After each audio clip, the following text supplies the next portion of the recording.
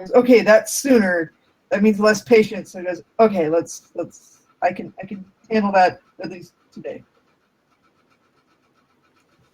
And so on and so forth. And,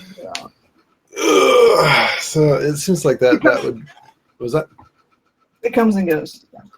I feel like that, based on something you just said, made me think I sort of pieced together in my head the function of the ENTP's duel. So you're talking about, it's like, hey, no, it's comfortable. Why are you fucking this up? It's like, oh, so they help make things comfortable so you can just keep on adventuring. That would be good. You're like that yeah. See, I got If someone else would be interested in like making things comfortable, and then I could be like doing crazy things, which would probably make things even more comfortable, but possibly not always. That's the issue. Is like when you're trying to do both all at the same time, you're like, stability is good for adventure, but also gets way in the way. You're like, damn it. that's why you do the natural ENTP tendency, which is delegate the comfort seeking to someone else. Yeah. I've also found the paradox is that the more stable I am, and therefore the less fun I'm having, the more I actually require in terms of like comfort and entertainment and distraction. Yeah. When I have a nice stable job situation, whatever normal people apparently seem to go after, it's like, then I spend lots of money on like movies and stuff, but basically distracting and entertaining myself to keep me from going insane. Right. But then the other rants, when I'm not stable, I don't actually require as much like income because I'm obsessing over something. Right. Yeah, just like hanging out in the house, it's like I'll spend more on stuff, but it's like if I had like some sort of goal I was headed for, I'd be eating like a bowl of rice and sleeping on the floor, and like that'd be like perfectly fine, like no problem as long as I got the goal. But it's like typically what happens is I slide back into not being able to give a fuck about something for an extended period of time. Yeah.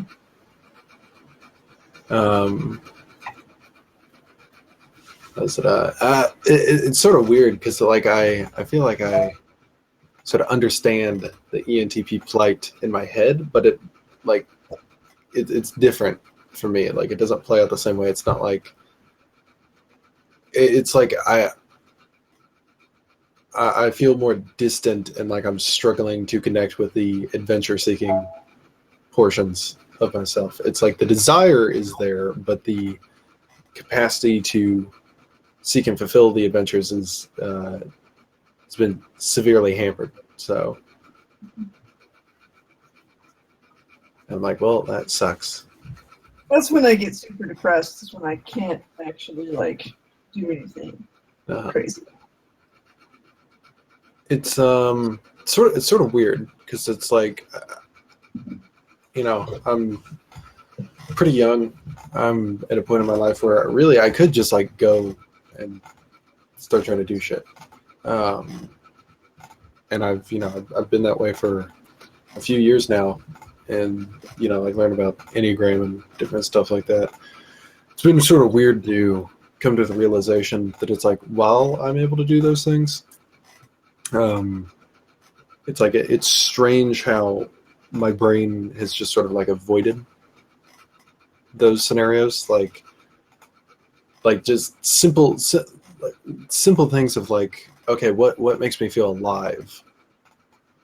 Like I might be able to start thinking about that, but it's like I don't pursue it. I'm not like, oh yeah, I really like music, so I'm just gonna I'm just gonna go out and start trying to find people who like it, and then be very assertive in trying to collect people who I can utilize. Like the whole process of like I'm not great with gathering minions. And I feel like I would greatly benefit from minions. Yeah. I'm good at like minions for specific like project or something, like within a specific context or group. Uh-huh. Yeah, I don't know. I do have a tendency to try to like do way too much myself, which I realize, but I really don't want to do this with that. My other problem is I don't like to I don't like to ditch things in order to do another thing, which is a huge problem. Because you're like, oh, this cool adventure, but you're like, for that cool adventure, you would have to like not have all of these things going, and not have access to all of these things that you sometimes like to do. And I'm not good at like, yeah, because it's not one thing and then another. It's just like adding things. And then I occasionally do like I have learned, okay, I have talked to myself and decided that there are things that I should let go and that I won't get back to. But that's still like the minority of the things. It's not like this. Uh-huh. I'm starting to think that the reason why I've just been discouraged and why I haven't really gone for things in life is because I have such a desire to be a polymath, and I'm hesitating when I say that because I feel like there's a grander desire to be, sort of quote unquote specialized in a certain way, but not actually specialized. It's like it's like a grander NI version that requires extensive polymathing, and I'm using that as a verb. But it's like so many times I'll start 5% into a project and be like, it'd be really great if I could just leave this here, go over here, start this other thing, and then work on that for like 7%, because that'll give me what I need to work over here on this other thing for that. It's like that whole thing of like, oh no, once you start this, you got to stick with it, and you can't just go on to the next adventure. I'm like, but I really wish I had the necessary minions or people to have these adventures going so that I could just skip around to whatever's interesting. But I do try to that. I skip around from things because I know when I'm in the right mood to do whatever the best work is on whatever I'm working on. And sometimes I do kind of hit a stump and be like, all right, I need to go do something else. Uh-huh. Or I'll come to because I don't really plan ahead a lot. Like I find that I come to, whether it's writing or anything, really anything, is I'll come to a point and I'll be like, I really don't know what I want to do. It's like, I need to contemplate this. And so I leave it alone and it gets abandoned for a while, and I'll do other things. And then most things I do eventually get back around to. And I go, okay, now, and sometimes I know what I'm going to do. Sometimes the idea develops and I go, yeah, that's what, or the skill or whatever it is. And sometimes it's just like the willpower to do it without knowing what I'm going to do. She said you have willpower, but not necessarily know, like you don't know what you want. The other will get it done. Like either I'll be like, yeah, that's what I want, or if I don't decide what I want, sometimes I just get antsy enough about it that I go, I'm going to finish this anyway. Something. And then usually I like what comes out, but I don't always. Yeah. Yeah. It takes a little pent up energy to, or frustration or whatever to get to that point. It's like, I don't care anymore. I'm going to do this now, which actually usually comes out pretty good. But yeah, I'm getting better at that. Like I think that's a good. Seems to be a good skill. Like I don't know what I want, but I'm going to do it anyway. Yeah, I've been trying to think about that more. Like there's.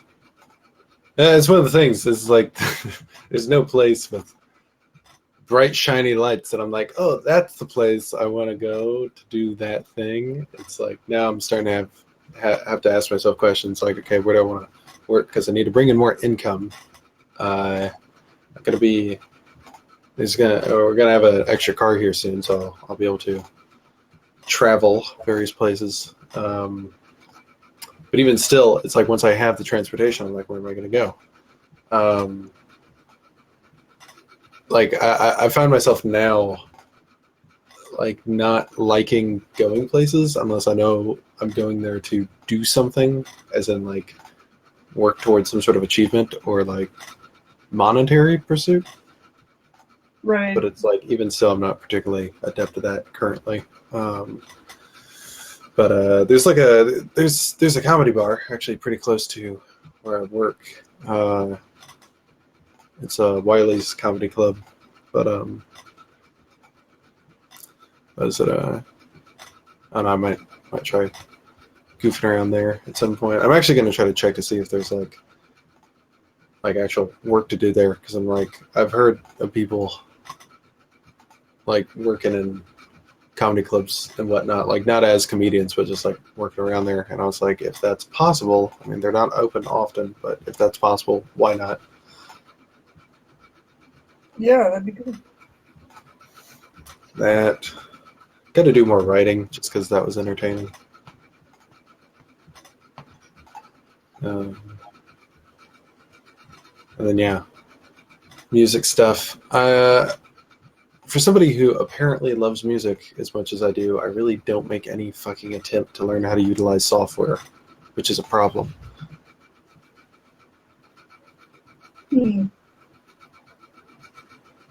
But I think also in part I think I'm just craving more actual physical action. Right. So it's like, it's not just, I guess at this point, it's not just making music. It's like the process of actually, playing and doing different stuff. Like I don't know, there's a different feel from, synthesizing something together on the computer as compared to actually playing it. I don't really do that. I'm mostly kind of like live or nothing.